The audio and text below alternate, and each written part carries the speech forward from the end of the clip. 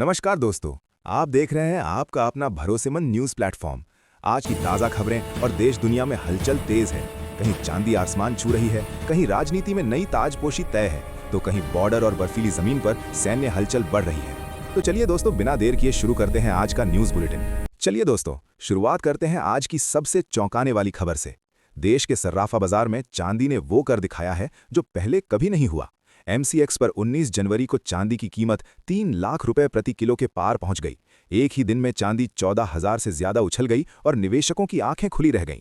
सोचिए, जहां 15 दिसंबर 2025 के आसपास चांदी 2 लाख रुपए प्रति किलो थी, वहीं सिर्फ एक महीने में 1 लाख की छलांग लगाना अपने आप में रिकॉर्ड है। अगर इतिहास देखें तो 50,000 से 1 लाख पहुंचने में चांदी को 14 साल लगे, लेकिन 1 लाख से 2 लाख तक आने में सिर्फ 9 महीने लगे। अब 3 लाख का आंकड़ा, वो भी इतनी तेजी से, कई सवाल खड़े करता है। विशेषज्ञ कह रहे हैं कि सोलर पैनल, इलेक्ट्रिक वाहन और 5G टेक्नोलॉजी में चांदी की मांग जबरदस्त तरीके से बढ़ी है। साथ ही खनन सीमित है, सप्लाई दबाव में है और महंगाई, वैश्विक तनाव और डॉलर की कमजोरी ने निवेशकों को चांदी की तरफ मोड़ दिया है। चलिए आगे बढ़ते हैं और अब बात करते हैं देश की सियासत की। भाजपा के राष्ट्रीय अध्यक्ष पद को लेकर तस्वीर लगभग साफ हो चुकी है। कार्यकारी अध्यक्ष नितिन नवीन ने राष्ट्रीय अध्यक्ष पद के लिए नामांकन दाखिल कर दिया है। पार्टी मुख्यालय में हुए इस मौके पर राजनाथ सिंह, अमित शाह, JP नड्डा और नितिन गडकरी जैसे दिग्गज मौजूद रहे। सभी वरिष्ठ नेताओं ने नितिन नवीन के समर्थन में प्रस्ताव पत्र दिए। चुनाव कार्यक्रम के मुताबिक शाम 4 से 5 बजे तक नामांकन की जांच होगी और 5 से 6 बजे तक नाम वापसी का समय रहेगा। अगर कोई दूसरा उम्मीदवार सामने नहीं आता तो नितिन नवीन का निर्विरोध अध्यक्ष बनना तय है। नितिन नवीन बिहार से आते हैं, 5 बार विधायक रह चुके हैं और 14 दिसंबर 2025 को उन्हें कार्यकारी अध्यक्ष बनाया गया था। उनकी पत्नी दीपमाला श्रीवास्तव ने कहा कि पार्टी ने मेहनती और सक्षम नेता को चुना है। भाजपा में अब तक 11 राष्ट्रीय अध्यक्ष रह चुके हैं और अब 12वें अध्यक्ष के रूप में नितिन नवीन का नाम लगभग पक्का है। देखिए दोस्तों, अब चलते हैं इंटरनेशनल खबर की तरफ। अमेरिकी राष्ट्रपति डोनाल्ड ट्रंप की ग्रीनलैंड पर कब्जे की धमकियों के बाद यूरोप के देश एकजुट होते नजर आ रहे हैं। डेनमार्क की अगुवाई में नेटो देशों ने ऑपरेशन आर्कटिक एंड्योरेंस नाम से सैन्य अभ्यास शुरू किया है। फ्रांस ने 15 और जर्मनी ने 13 सैनिक ग्रीनलैंड भेजे हैं। नॉर्वे, नीदरलैंड और फिनलैंड ने भी अपने सैनिक तैनात किए हैं। ब्रिटेन ने एक सैन्य अधिकारी भेजा है और स्वीडन ने सैनिक भेजने की पुष्टि की है। डेनमार्क पहले से ही वहां करीब 200 सैनिक तैनात किए हुए है। फ्रांस के राष्ट्रपति इमैनुअल मैक्रॉन ने कहा कि ये तैनाती नेटो की एकजुटता दिखाने के लिए है। हालांकि इटली के रक्षा मंत्री ने इस मिशन को प्रतीकात्मक बताया, जबकि पोलैंड और तुर्की ने सैनिक भेजने से इनकार कर दिया। डेनमार्क का कहना है कि ये अभ्यास भविष्य के बड़े सैन्य मिशन की तैयारी का हिस्सा है। फिलहाल स्थायी सैन्य विस्तार की घोषणा नहीं हुई है। चलिए दोस्तों, अब बात करते हैं देश की सुरक्षा से जुड़ी बेहद गंभीर खबर। जम्मू कश्मीर के किश्तवाड़ जिले में आतंकियों के खिलाफ चल रहे सर्च ऑपरेशन में एक बहादुर जवान ने देश के लिए अपनी जान कुर्बान कर दी। शहीद जवान की पहचान हवलदार गजेंद्र सिंह के रूप में हुई है। रविवार को तरु बेल्ट के सोनार गांव के जंगलों में ऑपरेशन त्राशी वन के दौरान सुरक्षा बलों और आतंकियों के बीच मुठभेड़ हुई थी। इस मुठभेड़ में कुल 8 जवान जख्मी हुए थे, जिनमें से गजेंद्र सिंह ने इलाज के दौरान दम तोड़ दिया। खुफिया जानकारी के मुताबिक जंगलों में जैश-ए-मोहम्मद के 2 से 3 आतंकी छिपे हैं। सेना, पुलिस और अर्धसैनिक बलों की कई टीमें ड्रोन और स्निफर डॉग्स की मदद से सर्च ऑपरेशन चला रही हैं। यह इस साल जम्मू क्षेत्र में तीसरी मुठभेड़ है। गणतंत्र दिवस को देखते हुए सुरक्षा व्यवस्था और ज्यादा सख्त कर दी गई है। दोस्तों, ऐसे वक्त में हमारे जवानों का हौसला ही देश की असली ताकत है। आप शहीद को श्रद्धांजलि देना चाहें तो कमेंट में जरूर लिखिए। ओम शांति। चलिए दोस्तों, अब एक काम की और राहत देने वाली खबर। उत्तर प्रदेश में शिक्षा का अधिकार कानून के तहत कमजोर और वंचित वर्ग के बच्चों के लिए फ्री एडमिशन की प्रक्रिया 2 फरवरी से शुरू हो रही है। राज्य परियोजना कार्यालय ने इसका पूरा शेड्यूल जारी कर दिया है। इस सत्र में प्रदेश के करीब 68,000 स्कूल RTE पोर्टल पर मैप किए गए हैं। इन स्कूलों में कुल सीटों के 25% पर बच्चों को निःशुल्क प्रवेश मिलेगा। पहले चरण में आवेदन 2 से 16 फरवरी तक होंगे। 18 फरवरी को लॉटरी और 20 फरवरी को स्कूल आवंटन होगा। अभिभावक अपने आसपास के अधिकतम 10 स्कूलों का विकल्प चुन सकेंगे। आवेदन सिर्फ उसी पंचायत या वार्ड के स्कूलों में मान्य होगा। बच्चे की उम्र की गणना 1 अप्रैल 2026 के आधार पर की जाएगी। पूरी प्रक्रिया ऑनलाइन होगी। दोस्तों, यह मौका उन परिवारों के लिए बहुत अहम है जो अच्छे स्कूल का सपना देखते हैं। चलिए आगे बढ़ते हैं और सबसे पहले बात करते हैं प्रयागराज माघ मेले से जुड़ी इस बड़ी खबर की।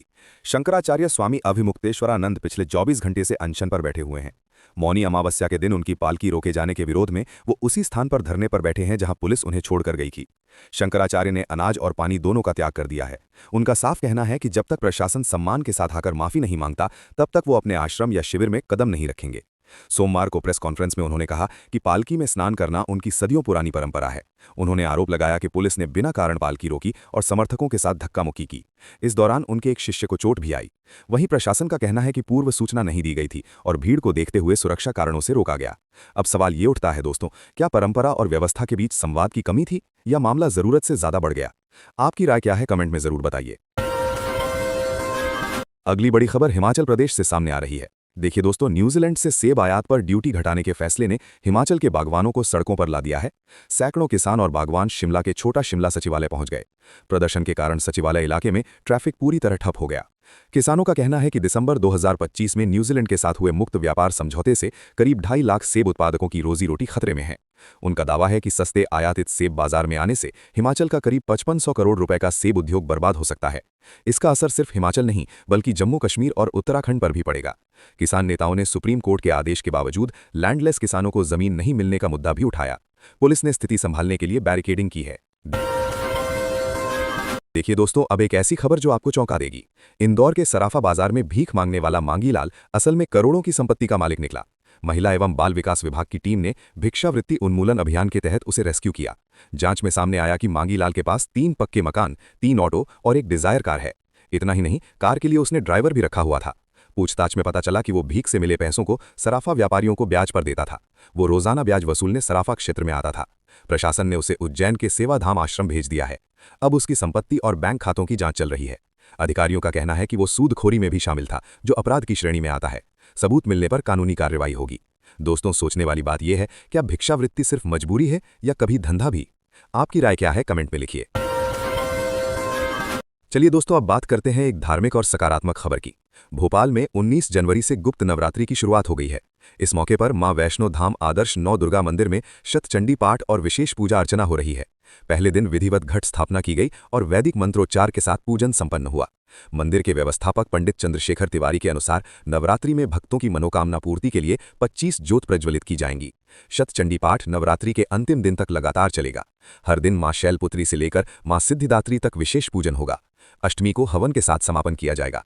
मंदिर समिति ने श्रद्धालुओं के लिए विशेष व्यवस्थाएं की हैं। भक्त केवल पूजा सामग्री लाकर ज्योत प्रज्वलित करा सकते हैं। दोस्तों, आस्था का ये पर्व मन को शांति और सकारात्मकता देता है। अब आखिरी खबर, लेकिन बेहद गंभीर। लखनऊ के मलिहाबाद थाना क्षेत्र में लकड़ी से लदी एक पिकअप पलट गई। पिकअप अनियंत्रित होकर सामने से गुजर रहे ई-रिक्शा पर गिर पड़ी। इस हादसे में ई-रिक्शा सवार 7 लोग घायल हो गए। घायलों में एक 2 साल का बच्चा भी शामिल है। पुलिस के मुताबिक सुबह करीब 11 बजे पिकअप तेज रफ्तार में थी। संतुलन बिगड़ने से वाहन पलट गया और सड़क पर जाम लग गया। सूचना मिलते ही पुलिस मौके पर पहुंची और घायलों को सीएचसी मलिहाबाद भेजा गया। सभी का प्राथमिक उपचार किया गया है। पुलिस ने क्षतिग्रस्त वाहनों को हटाकर यातायात व्यवस्थित किया। पिकअप चालक से पूछताछ जारी है। दोस्तों, सवाल यही है, क्या तेज रफ्तार और लापरवाही हर दिन ऐसी घटनाओं की वजह नहीं बन रही? आपकी राय क्या है, कमेंट में लिखिए। तो दोस्तों, ये थी आज की बड़ी खबरें। अगर आपको ये बुलेटिन पसंद आया हो तो लाइक जरूर करें, शेयर करें अपने दोस्तों के साथ और ऐसे ही अपडेट्स के लिए चैनल को सब्सक्राइब करना ना भूलें। कमेंट में अपनी राय जरूर लिखिए। मिलते हैं अगली खबरों के साथ। धन्यवाद।